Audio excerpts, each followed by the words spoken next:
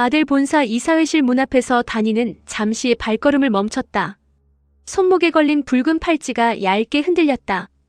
김명희가 남긴 표식이자 박철수가 숨겨둔 길을 열었던 증거, 그리고 이제는 자신이 더 이상 도망치지 않겠다는 표시처럼 느껴졌다. 회장님이 체포되고 회장 자리가 비어버린 뒤 아델은 짐승처럼 흔들렸다.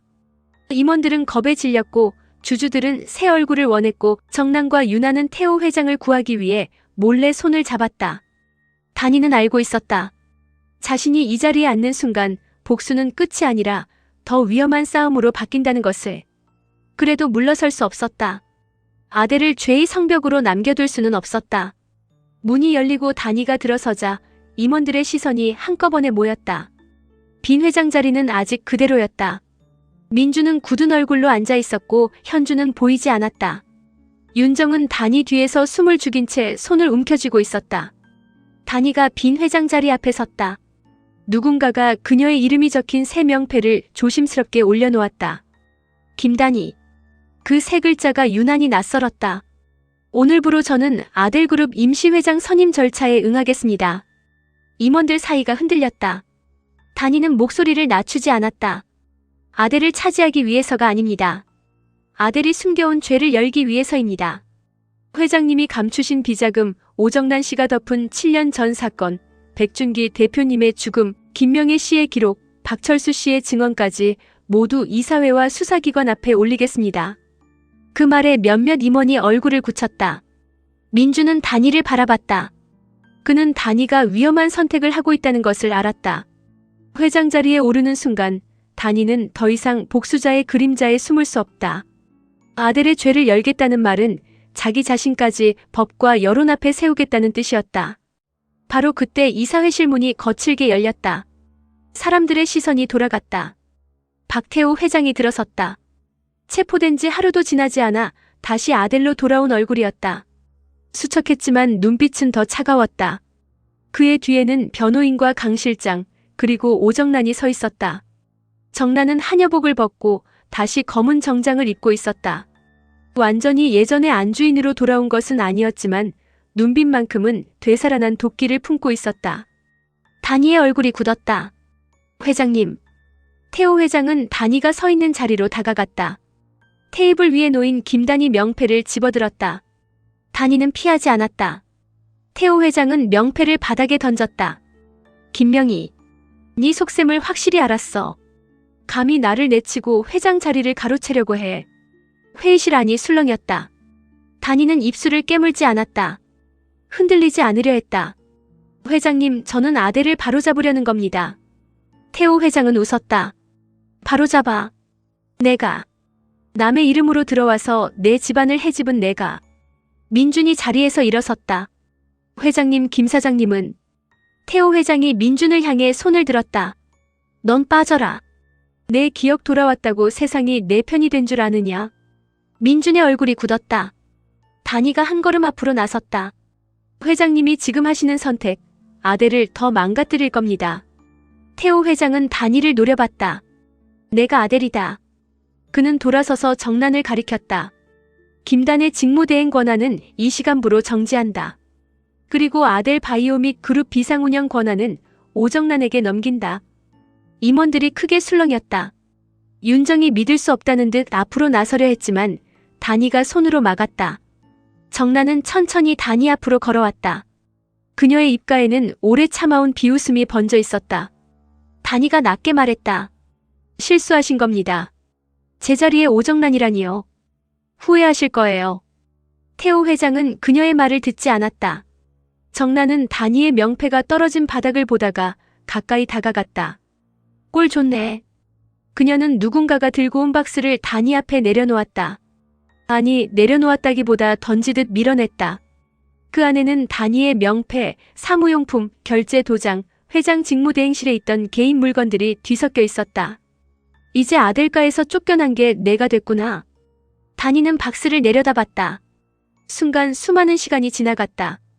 김단이라는 이름을 죽이고 김명희로 살아온 시간, 민준을 지키기 위해 감정을 숨겼던 날들, 진주의 손을 잡고 처음으로 가족을 느꼈던 밤, 그리고 지금 이 자리에서 다시 모든 것을 빼앗기는 순간. 하지만 단위는 무너지지 않았다. 그녀는 천천히 고개를 들었다. 오정란 씨.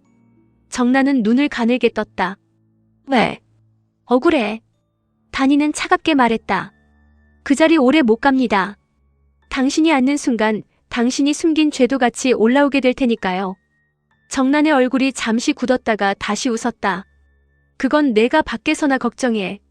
이제 여긴 내 자리니까. 태호 회장은 이사회장을 둘러봤다. 김단희는 오늘부로 아델 내부 출입 권한을 박탈한다. 관련 자료와 전자기기 모두 회수해. 윤정이 소리쳤다. 회장님, 이건 부당합니다. 강 실장이 앞으로 나섰다. 정윤정 씨도 동행해 주셔야겠습니다. 윤정은 단희를 바라봤다. 단희는 고개를 저었다. 지금 감정으로 맞서면 더 큰 빌미를 준다. 단희는 조용히 박스를 들었다. 그러나 그 순간 민준이 앞으로 나와 박스를 대신 잡았다. 제가 들겠습니다. 단희는 민준을 바라봤다. 민준 씨.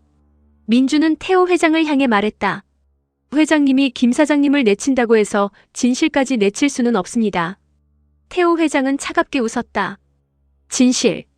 너도 그 말에 취했구나. 민준은 대답하지 않았다. 단희와 윤정은 이사회실 밖으로 나갔다. 문이 닫히기 전 단희는 마지막으로 빈 회장 자리를 보았다. 그 자리에는 아직 아무도 앉지 않았다. 하지만 이미 피냄새가 더 짙어지고 있었다. 복도 끝에서 진주가 달려오고 있었다. 그녀는 단희가 박스를 들고 나오는 모습을 보는 순간 얼굴이 굳었다. 이모. 단희는 잠시 멈췄다. 진주의 그 한마디가 무너지는 마음을 붙잡았다. 하지만 정란이 그 뒤에서 천천히 걸어 나왔다. 보기 좋다. 이모 조카가 같이 쫓겨나는 그림. 진주의 눈빛이 매섭게 변했다. 오정란 씨, 회장님 뒤에 숨으면 다시 아델 안주인 된 것 같아요. 정란은 웃었다. 숨은 건 너희지. 박철수 뒤에, 김명희 이름 뒤에, 백준기 죽음 뒤에. 진주는 한 걸음 다가가려 했지만 단희가 붙잡았다. 진주야, 지금은 아니야. 진주는 단희의 손을 봤다. 단희의 손은 차가웠다. 진주는 이를 악물었다. 지금 아니면 언제예요? 계속 당하고만 있으라고요. 단희는 낮게 말했다. 우리가 여기서 무너지면 박철수 씨도 장부도 진실도 다 같이 묻혀. 진주는 단희의 얼굴을 보았다. 단희는 화가 나지 않은 것이 아니었다.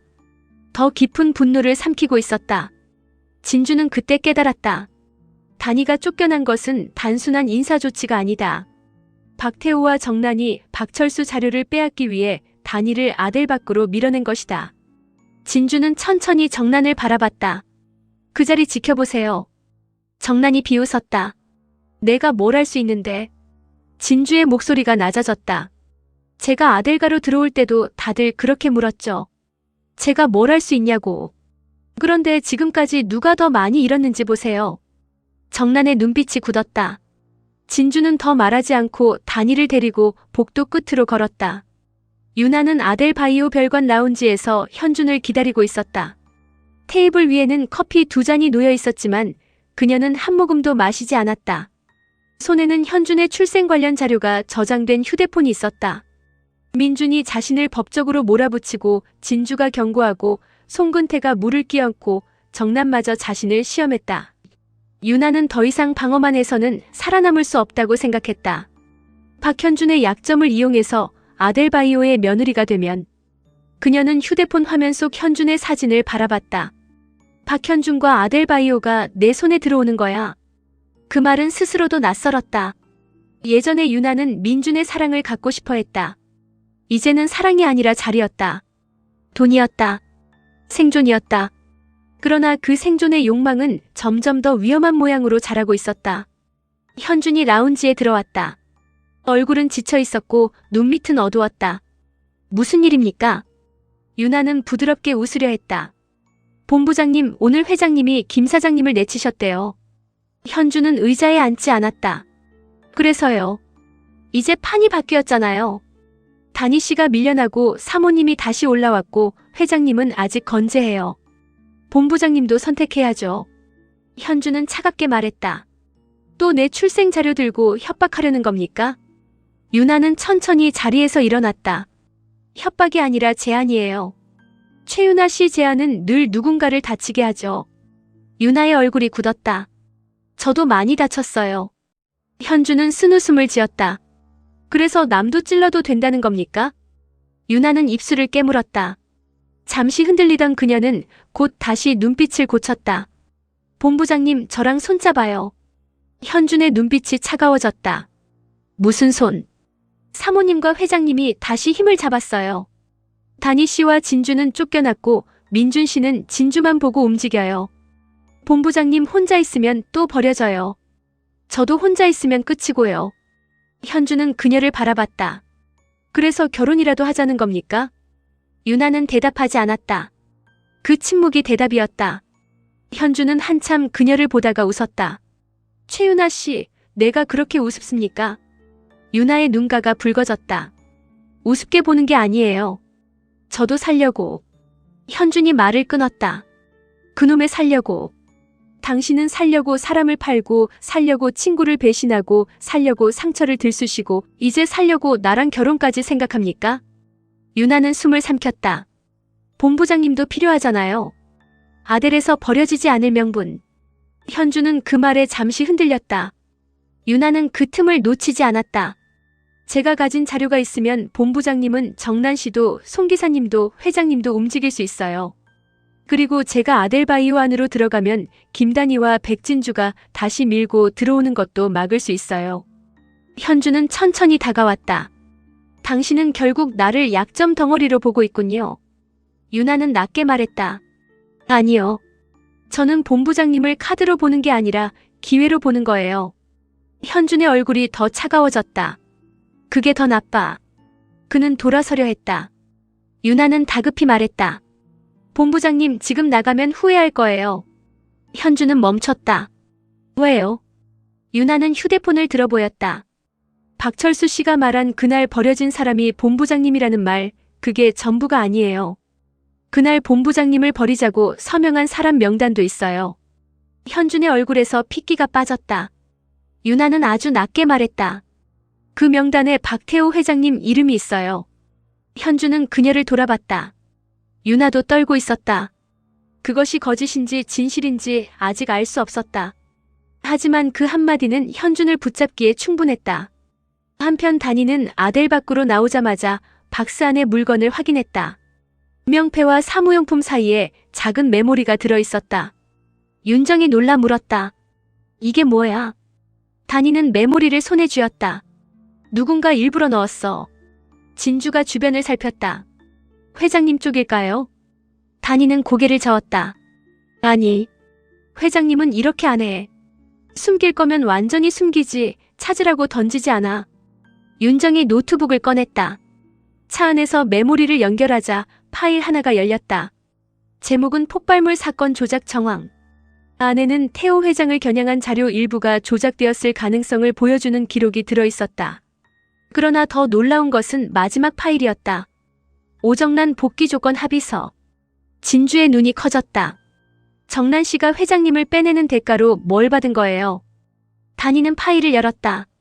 문서에는 태호 회장이 단위를 해임하고 오정란에게 비상운영 권한을 넘긴다는 내용, 그리고 일부 비자금 라인과 법무팀 권한을 오정란이 임시로 관리한다는 내용이 있었다. 윤정이 이를 악물었다. 결국 회장님도 정란과 거래한 거네. 다니는 문서를 끝까지 읽다가 멈췄다. 아니, 진주가 물었다. 왜요? 다니의 얼굴이 굳었다. 여기 서명 시간이 회장님이 경찰서에 있을 때야. 회장님이 직접 서명할 수 없는 시간. 진주의 눈빛이 바뀌었다. 위조. 다니는 고개를 끄덕였다. 누군가 회장님 명의로 정란 씨를 복귀시켰어. 회장님은 그걸 이용했거나 아직 모르거나. 윤정이 낮게 말했다. 누가? 진주는 한 사람을 떠올렸다. 유나. 다니는 바로 부정하지 않았다. 유나는 정란에게 접근했고 현준을 흔들고 있었으며 자기 소송을 막기 위해 뭐든 할 상황이었다. 하지만 이 정도 위조와 이사회 장악은 유나 혼자 할 수 있는 일이 아니었다. 다니는 천천히 말했다. 정란 씨 뒤에 또 누가 있어? 그때 진주의 휴대폰이 울렸다. 제임스였다. 진주, 지금 당장 안전한 곳으로 이동해. 박철수 씨가 연락했어. 진주의 얼굴이 굳었다. 박철수 씨가요? 응. 다니 씨가 아델에서 쫓겨난 건 시작일 뿐이래. 오늘 밤까지 다니 씨가 가지고 있는 장부를 빼앗으러 올 거라고 했어. 진주는 다니를 바라봤다. 누가요? 제임스의 목소리가 낮아졌다. 박태호 회장 사람도 오정난 사람도 아니래. 아델 안에 남은 세 번째 라인. 다니의 눈빛이 굳었다. 세 번째 라인. 제임스가 이어 말했다. 그리고 박철수 씨가 말했어. 김다니가 아델에서 쫓겨나면 백진주가 직접 들어가야 한다고. 진주는 숨을 멈췄다. 제가요. 그래. 그게 김명애 씨가 남긴 마지막 설계래. 다니가 휴대폰을 받아들었다. 무슨 뜻입니까? 제임스는 잠시 침묵하다 말했다. 김명애 씨가 남긴 지분 위임서가 있어. 수취인은 김다니가 아니라 김진주. 즉 백진주야. 차 안이 조용해졌다. 진주는 다니를 바라봤다. 이모. 다니는 한참 말이 없었다. 그러다 천천히 진주의 손을 잡았다. 안 돼. 너까지 아델 안으로 들어가면. 진주는 조용히 고개를 저었다. 이번엔 제가 들어가야 해요. 진주야.